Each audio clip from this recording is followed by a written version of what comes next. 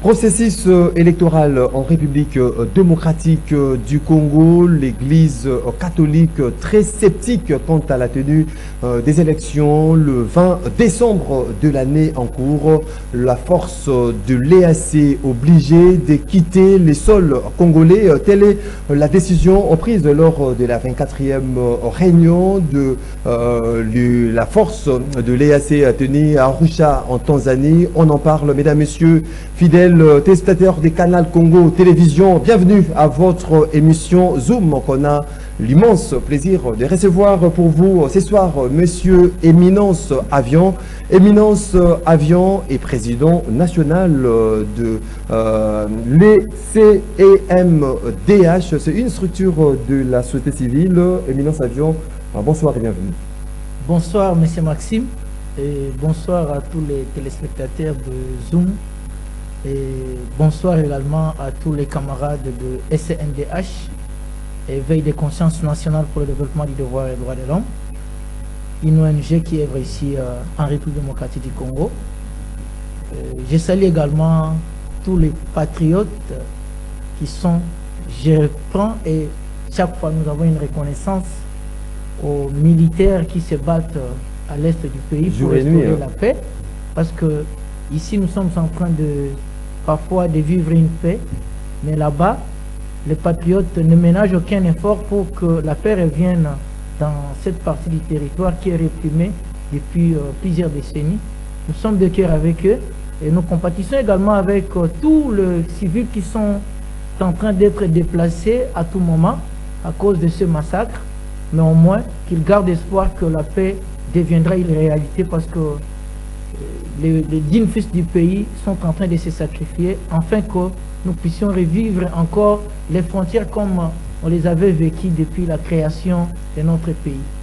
Merci Éminence Avion. Avec notre invité de ce soir, on va essayer de scripter les différents sujets d'actualité en République démocratique du Congo. Tout d'abord, Éminence Avion, parlons élections en République démocratique du Congo. Vous le savez pertinemment bien, la CENI a lancé depuis le 19 du mois en cours la campagne électorale pour la tenue des élections le 20 décembre, comme le prévoit les calendriers de la centrale électorale. Mais déjà, l'Église catholique, à travers le cardinal Fridolin Ambongo, se montre très sceptique quant à l'aboutissement ou la tenue des élections le 20 décembre. Est-ce vous partagez la même opinion que le cardinal Fridolin Ambongo quant à la tenue des élections dans notre pays? Bien. D'abord, nous devons beaucoup de respect au cardinal Fridolin Ambongo. Je le salue également là où il est, parce que je suis catholique. Je suis le fruit de Joséphine de Kinzambi. Donc vous êtes catholique? Je suis catholique, oui. L'Église catholique n'est pas un partenaire mineur dans notre pays. C'est une Église qui a beaucoup contribué au développement de notre pays et dans plusieurs processus qui ont tout de même abouti à des très même l'accession de notre pays à l'indépendance, voire même avant l'accession de notre pays à l'indépendance. Mais ici, nous sommes confrontés à deux problèmes. Il y a le dualisme ici. Il y a une déception qui est constatée. Et de l'autre côté, il y a mais de quel côté, lorsque vous parlez déjà du dualisme, la population veut savoir le deux pôles en question qui se présentent, c'est quel pôle et quel pôle? Il y a ce qu'on appelle les dessous des cartes, que l'Église catholique ne cesse de gérer, parce que l'Église gère beaucoup de choses qu'ils connaissent bien. Ils gèrent même les secrets d'État. Mais si on voit maintenant une déclaration, est-ce que c'est déjà une information qu'ils ont sur leur carte, sur leur table, ou encore une spéculation? Un engagement qui est déjà que la le 20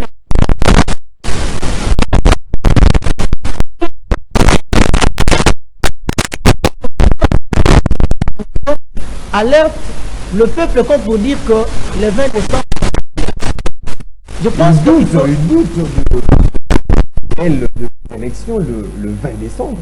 Mais il Parce qu'il n'a pas les assurances. Je pense qu'il n'est pas circonspect de réfléchir en haute voix lorsqu'on a des responsabilités à un certain niveau. Ça, c'est une information. Et cette information-là, quand on dit, on appelle à la vigilance, au lieu d'appeler au patriotisme. C'est pour dire que, même s'il y aurait, entre guillemets, un report, ou un probable report, ça peut être dû au problème technique que la CENI n'a pas encore identifié, moins encore révélé. Et présager déjà le report des élections, ça veut dire qu'il y a quelque chose qui ne va pas. Mais nous, tout ce que nous devons nous dire, c'est que le seul intérêt que nous avons, c'est de préserver la paix, parce que sans la paix, même l'Église ne va pas fonctionner. Il faut aller dans la partie Est, ou encore il faut aller à Kwamouth, là où il y a eu des massacres de Mobondo et autres. Aucun religieux, aucun prêtre, même pas un pasteur qui a osé fouler ses pieds dans une église parce qu'il savait qu'aller à l'église, c'est à s'amener vers la mort. Et donc nous avons intérêt de nous dire que le Congo a besoin de la paix, et cette paix peut aussi venir avec la contribution de l'Église catholique, parce que nous avons besoin de l'Église catholique. Personne ne peut en vouloir plus de l'Église catholique. Mais ce que nous demandons, c'est d'éviter de créer un peu de confusion dans les chefs de gens, d'autant plus que les gens déjà ont des difficultés énormes. À quelques semaines de la tenue des élections, on s'est dit qu'il n'y aura pas élection. Et maintenant, si ce jour-là, la CENI dit respecter son calendrier, qu'est-ce que le prêtre va dire? Parce que nous avons beaucoup de respect. On sait quand le prêtre dit, c'est juste ce qui est d'abord inspiré par Dieu, et puis ce qui est déjà reçu comme information réelle, et donc verdict. Ils sont des humains. Ils sont des humains, mais nous avons beaucoup de respect envers. Et moi, je ne pensais même pas qu'un prêtre pouvait mentir. Et je ne crois pas que ce que le cardinal a dit soit aussi verdict, d'autant plus que la CENI ne l'a pas encore déclaré. Nous devons attendre au moins le dernier mot de la CENI concernant ce 20 décembre.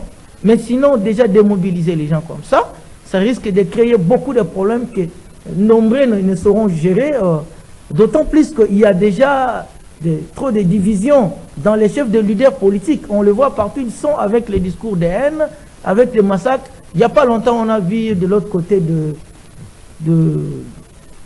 à l'est, là, où on a massacré des Kassaïens. Je pense que le message de paix devait venir de tout voilà. Le message de paix devait venir de tout le monde là, notamment de l'Église catholique, de toutes les confessions religieuses. On n'a pas vu malheureusement de très grandes déclarations qui devaient décourager, aller dans le sens de dire que c'est seul le pays qui nous concerne tout le monde. Chacun peut vivre là où bon lui semble, là où il trouve que la paix, au moins où il a une sécurité sociale prometteuse, il peut vivre et non de se dire voilà, il n'y aura pas élection. Et avec toutes ces déceptions, les gens peuvent se dire, maintenant là, chacun peut tirer la couverture de son côté. Monsieur Eminence Avionçou, quel œil voyez-vous cette déclaration de Fridolin Ambongo lorsqu'il dit s'il y en aura élection, nous n'avons pas la certitude que ça va se dérouler dans les meilleures conditions de transparence. Cela veut dire qu'il y a risque de désordre dans notre pays. Sous quel œil voyez-vous ce genre de déclaration? Les meilleures conditions ne peuvent être mises en place que par de meilleures personnes, par de bonnes sélections. Est-ce qu'il y a de meilleurs Congolais? Ça, c'est ce que nous devons d'abord comprendre. Mais s'il y a de bons patriotes, pourquoi pas se dire qu'il y aura de meilleures élections? Il y aura de bonnes élections parce que l'œuvre humaine n'a jamais été parfaite. Donc, présager déjà un malheur, je trouve que ça ne cadre pas avec l'objectif que nous sommes en train de poursuivre tous. Et donc, sur cette question, nous disons que nous sommes condamnés de vivre ensemble. Et personne n'a le droit ou le pouvoir d'allumer les feux là où on a besoin de la paix. Qu'est-ce que les Congos n'ont pas vécu depuis l'indépendance de notre pays? Et nous voulons encore vivre quoi? Le malheur? Non. L'enfer n'est plus l'affaire des Congolais. Les Congolais ont besoin au moins de l'unité. Nous avons également besoin de la paix. Nous avons besoin de la prise de conscience parce que nous avons tout. Dieu a mis tout à notre disposition. Au lieu de stimuler des connaissances des gens, au lieu que les gens aillent vers l'acquisition des connaissances qui peuvent nous aider à exploiter nos richesses, mais nous sommes en train toujours de semer la haine pour récolter la division. Mais est-ce que les choses se déroulent de belle manière possible pour garantir aux uns et aux autres de la tenue de bonnes élections? avec toute transparence, qui ne va pas susciter à une sorte de violence? La garantie doit dépendre d'abord des prédispositions de tout un chacun. Si déjà quelqu'un doute de lui-même et qu'il doute de ce qu'on va lui donner, qu'il n'aime pas déjà celui qui est devant lui, son prochain, et donc tout ce qui peut venir de celui-là ne sera que rejeté. Parce qu'on risque d'incarner déjà une fausse conception qui va dans le sens de déclarer que les élections à venir seront chaotiques. Or, les Congolais n'attendent pas ça. Les Congolais attendent une alternance continue et vraie, ce qui peut venir de la voix du souverain primaire. Diviser les gens déjà avant l'unité, je pense que ce n'est pas trop bon. Il y a eu 3 cycles électoraux dans notre pays, 2006, 2011 et puis 2018. À présent, c'est le 4e cycle électoral en 2023. Pensez-vous que nous aurons de meilleures élections possibles que les élections antérieures? C'est là que, oui, c'est là que maintenant la CENI et les autorités gouvernementales en place devaient déjà prendre beaucoup de précautions, bien que la CENI soit indépendante, pour prouver en face du monde que les Congolais ont grandi. Et donc il y ait une maturité politique de la part des dirigeants et également de l'organe délibérant qui est la CENI. Parce qu'on dit qu'il y a déjà de la tricherie. Or, si aujourd'hui on partait dans des machines là, on vérifiait, on dit qui a déjà gagné les élections. Personne ne va les prouver.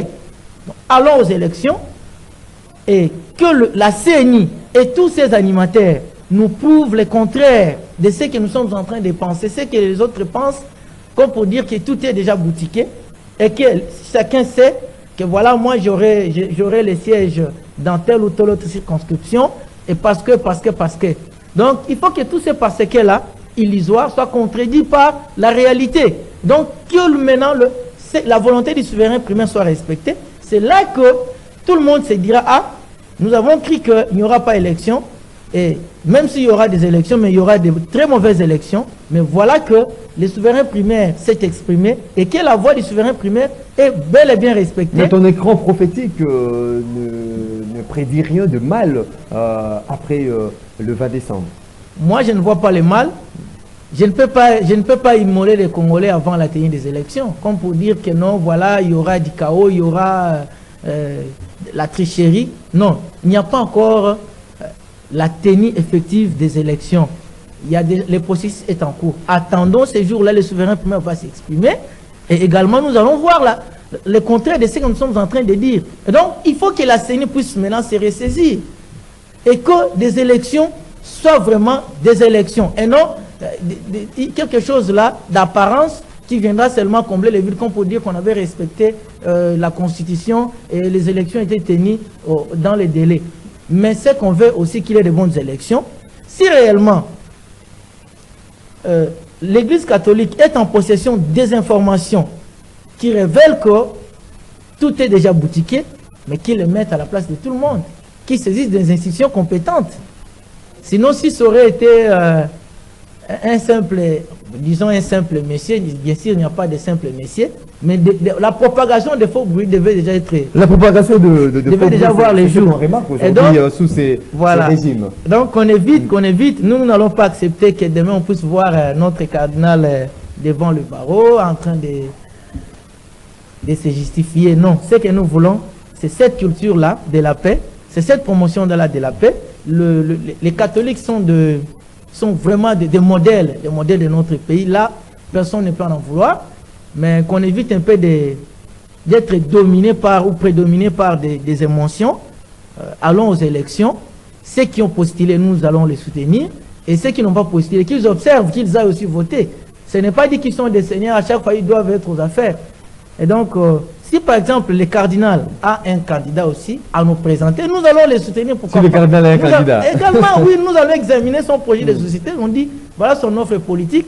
Si nous votons pour X, et voilà, quand l'Église catholique vous présente quelqu'un, donc c'est quelqu'un de trop crédible. Monsieur Minonso Avion, est-ce que ce n'est pas tous ces problèmes que dénoncent les uns et les autres, notamment sur le fichier électoral, la liste des électeurs qui, jusqu'à ces jours, n'est pas publiée. Pourtant, la loi électorale parle de 30 jours avant la tenue de scrutin. La CENI nous dit 15 jours avant la tenue de scrutin. Le carte de duplicata pose problème pour la délivrance. Aujourd'hui, les chefs de l'État a dénoncé même le monnayage de l'obtention de cette carte de duplicata. Est-ce que ce n'est pas tous ces problèmes-là qui font en sorte qu'aujourd'hui, on voit le cardinal Fridolin Ambongo monter au créneau pour présager un peu le mal ou peut-être les chaos après le 20 décembre? Non, le mot chaos n'a plus de place dans la tête des Congolais. Il faut éviter ça. Sur la question de la qualité de la carte, la CENI a déjà présenté le mea culpa. Nous voyons qu'ils sont en train au moins de livrer des duplicata ici et là, si bien qu'il y a quelques-uns qui sont en train de monnayer cela. Nous les décourageons, nous les dénonçons. Et ceux qui ont également des images, ils peuvent filmer. Ce n'est pas qu'ils les mettent sur des places publiques et la CENI va prendre au moins des décisions contre ces gens-là ou contre les trafiquants de cartes d'électeurs. Et donc, de l'autre côté, il faut se dire aussi, en 2006, il y avait un prêtre qui était à la tête de la CENI. À quand il avait publié les listes des électeurs? C'était 30 jours avant la tenue des élections. Non. Passons l'histoire en revue et nous saurons ce qui se passe. Et donc, si la CENI trouve que, ou comme la CENI trouve que, avant 15 jours de la tenue des élections, ils peuvent afficher des listes, tant mieux. Pourquoi alors être trop agité?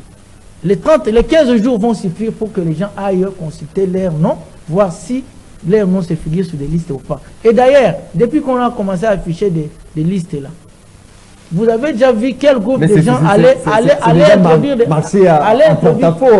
Non, pas du tout. Certains principes. Il n'y a jamais eu de recours. Il n'y a jamais eu de recours pour que les électeurs aillent dire, voilà, moi je n'ai pas vu mon nom sur la liste et que j'ai introduit les recours pour que mon nom soit repris. Non, souvent... Les électeurs ne sont pas connus, leurs inquiétudes, qui vont les voter. Accordons le bénéfice du doute à la CENI. Si par exemple, on arrive à 15 jours, ils n'ont pas affiché des listes et qu'ils n'affichaient pas des listes, alors ils seront fautifs. Dans le cas contraire, en 2006, c'était même avant, il n'y avait pas 30 jours avant qu'on puisse afficher. En 2011 également. En 2018, c'était de même. Et pourquoi toujours trop demander à la CENI? Nous sommes contre la mauvaise qualité des cartes d'électeurs que la CENI nous a données. Et la CENI a reconnu. Mais que la mauvaise qualité des cartes données par la CENI ne puisse pas refléter aussi à la qualité des élections ou des résultats des élections qu'ils vont nous donner. Si ça sera le cas, eux-mêmes vont prendre ils vont tirer des conséquences parce que le peuple ne va plus se laisser manipuler. Nous sommes fatigués, nous voulons le renouvellement de la classe politique.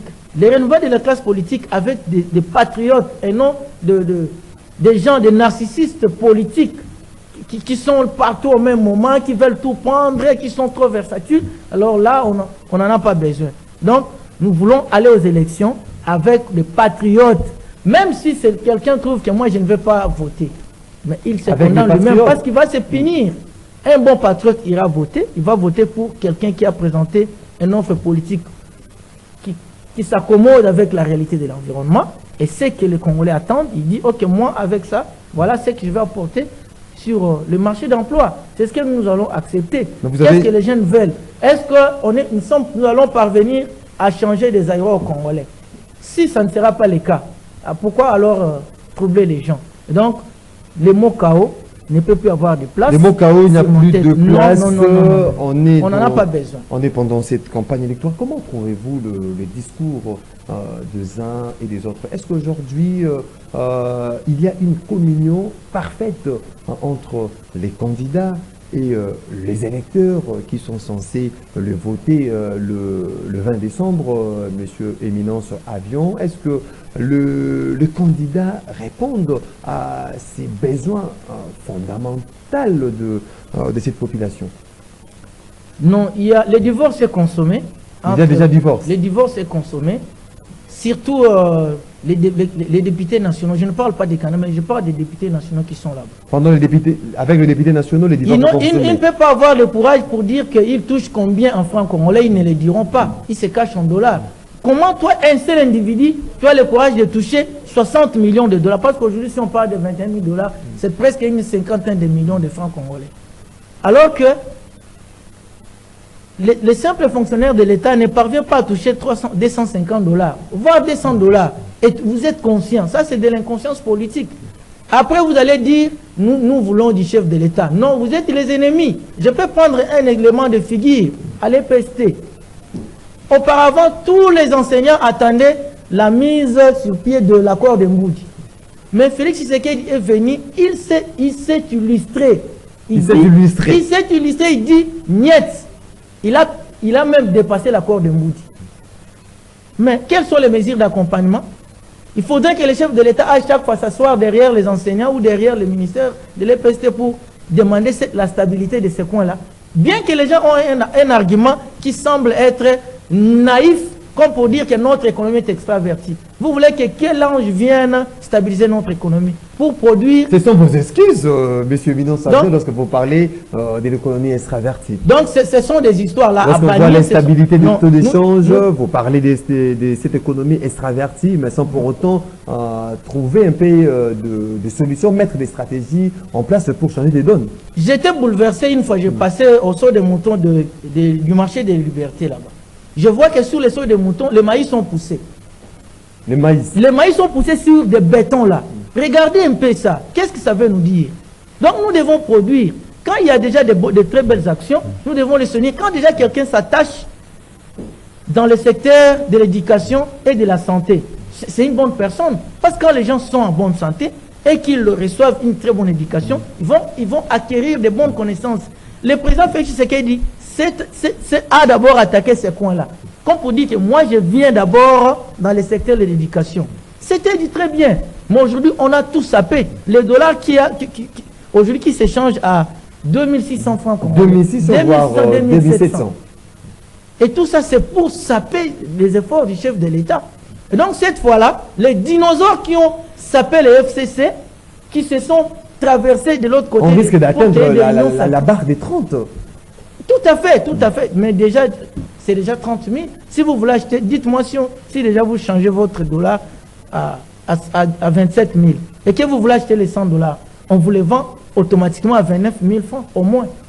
Dans le cas contraire, vous allez l'acheter à 30 000. Oui. Donc cette histoire-là n'est pas bonne. Pour répondre directement à la question, les politiciens ou encore les candidats sur terrain ont déjà constaté l'image négative que la population leur réserve. D'autant plus qu'ils ont été trop égocentriques. Dans des entreprises, ils ont recommandé parfois leurs enfants, leurs concubines, je ne sais même pas, donc toutes des recommandations. Et quand l'immoralité déjà caractérise la sélection, vous pensez que le résultat sera comment? Il n'y aura pas de cohérence entre les durs et les faire. C'est pourquoi cette fois-là nous demandons la vigilance de la population. On a vu la bonne volonté du président Félix Tshisekedi, mais nous n'allons plus accepter que ceux qui ont menti, le FCC, ils ont accompagné Chadari là-bas pour qu'il soit élu, avec tous les moyens que les FCC leur avaient mis à disposition de leurs candidats. Ils ont sapé ces moyens, ils ont menti, et ils reviennent maintenant là pour dire que nous sommes aussi de l'Union sacrée. Certes, il y a aussi des bonnes personnes à l'Union sacrée.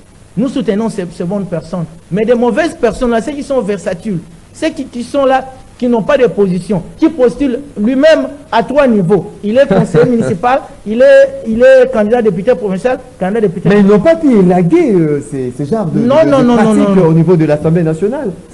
Non, ce n'est pas... Ils se sont opposés à ce genre de choses. Il faut prendre la conscience. Comment vous devez être narcissique comme ça? Vous-même, là, vous avez beaucoup de membres dans votre parti politique. Et c'est vous-même qui acceptez d'être candidat au provincial. Donc, vous ne faites pas confiance aux autres. C'est vous seulement qui êtes populaire. Non. Ça présage déjà quelque chose de très méchant. Et cette fois-là, nous devons décourager tous ces gens-là qui ont mis comme leurs suppléants, leurs neveux, leurs cousins, leurs femmes et autres. Et ils s'appellent des porteurs de solutions. Porteurs de quelles solutions? Tu touches 21 000 dollars là-bas, tu n'es pas en mesure de les convertir en francs pour dire tu touches combien. Avec, tu ne sauras pas dire je touche 50 millions de francs congolais parce que ça va faire peur. Donc, ils sont des millionnaires. Nous devons décourager le flatteur. Le flatteur. Ceux qui ont, comme je l'ai dit, ceux qui ont atteint la boulimie politique, ils ne font que vivre de la politique chez eux. Sans la politique discriminatoire, répressive, ils ne peuvent pas vivre. Ils construisent des immeubles comme des champignons et ils viennent nous dire que nous sommes pour les chefs de l'État. Non. Tous ceux qui volent l'argent de l'État, nous les voyons. Même si ceux qui ne volent pas, même ceux qui sont de l'opposition, ils ne peuvent pas dire ça pèse sur tout. Qui de l'opposition touche 10 000 $? Tous ces mêmes de l'opposition, même de la majorité, ils touchent le même salaire. Et donc, ceux qui sont au Parlement aujourd'hui, sélectionnons seulement, on voit ceux qui manifestent la bonne volonté, ceux qui font preuve de la probité morale. Mais les humoraux sont nombreux. Nous devons les foudre dehors. Renouveler la classe politique. Dehors, renouveler la classe politique. Il y a pratiquement, hein, comme Moreau nous montre, donc la population fera son choix de 500 élus nationaux, 500 élus.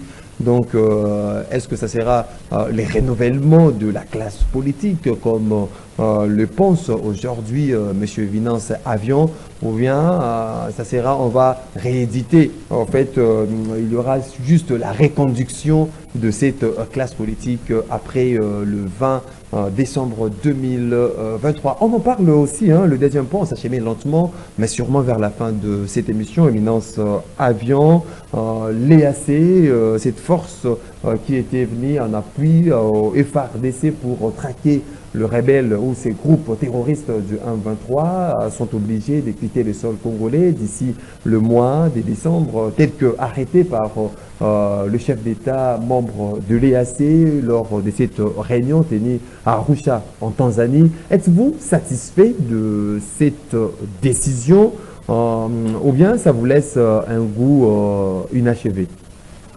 Je ne suis pas d'abord satisfait parce que ce n'est qu'une information. Nous serons satisfaits lorsque nous verrons les derniers militaires de l'EAC quitter le sol congolais. Ils viennent de louper une de trouver une solution en Afrique au problème des Africains et par les Africains. Ça, l'EAC va les retenir, l'histoire ne va pas leur pardonner. Il faut savoir d'abord que le Congo est une solution pour toute l'Afrique. Parce que chez nous, nous avons tout. Si l'EAC parvenaient à nous montrer la bonne volonté, leur détermination, l'effectivité de leurs objectifs par rapport à leur texte, ils devaient être considérés comme des héros dans notre pays. Le fait de louper cette occasion doit redorer maintenant de l'espoir aux Congolais qui doivent faire confiance au FARDC et que quand les bons Congolais, les bons patriotes se donnent sur des sujets et qui produisent de bons résultats, nous devons les encourager. Parce que lorsque nous n'encourageons pas les nôtres, il faut maintenant examiner un militaire de l'EAC touchait combien par semaine d'abord, il mangeait quoi par jour, voilà, et comment est-ce que nos militaires sont considérés ou sont gérés sur les fonds.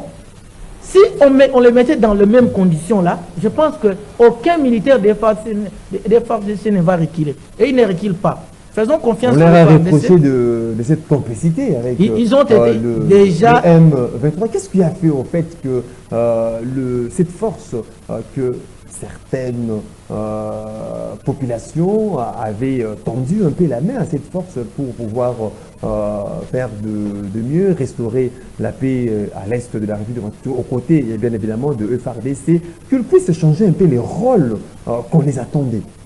Ils ont loupé l'occasion, comme je l'ai dit là, et la bonne volonté du chef de l'État ne leur a pas suffi. Et ils ont voulu continuer à nous duper. Or, les sages comme ça, vous dupez Jean-Pierre Bemba, il faut être... il connaît déjà les jets. C'est comme ça qu'on voit là, cette rupture. Nous serons seulement contents lorsque nous verrons tous ces militaires-là quitter. Mais ils vont regretter, l'histoire va les condamner pour dire que vous étiez au paradis, vous n'avez pas profité de cette occasion. Et c'est là que nous devons maintenant nous interpeller nous-mêmes. Quelles sont les vraies informations que nous mettons à la disposition des forces spéciaux? Quelles sont les vraies informations que nous mettons à la disposition des éléments de la police et nos FARDC? Et si par exemple nous parvenons à leur faire confiance, ça c'est votre mot de la fin, je pense que les histoires vont aller à notre faveur. Donc permettez que je puisse aussi saluer le président Grégoire Mérine du Tcharanga, le président de JPR, et le camarade Sénap Justin Tabaro Kahacha. Grégoire Mirindi, c'est un juste patriote. Hein.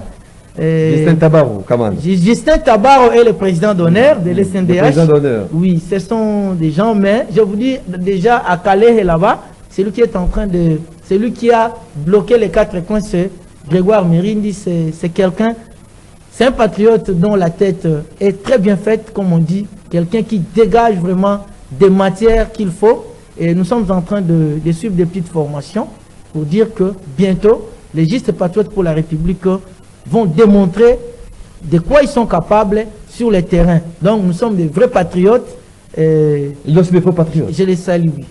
Des vrais patriotes, oui. Mesdames, Messieurs, fidèles téléspectateurs de Canal Congo Télévision, c'est par ici que nous mettons un terme à votre émission Zoom, qu'on a eu le plaisir de recevoir Monsieur Éminence Avion, qui est président national des SCNDH,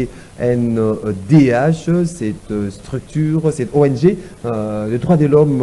Éminence Avion, je vous dis merci de ton disposer. C'est moi qui vous remercie, M. Maxime. Vous étiez nombreux à suivre cette émission. Merci de votre attention soutenue. Si vous avez aimé, disons merci à Moro Ndjambe qui était à la réalisation. Dieu merci Kifu à la régie et Bruno Ndzinga à la prise de vue. Je vous retrouve très prochainement pour un autre numéro. D'ici là, portez-vous bien et bonne évasion sur votre chaîne. Au revoir.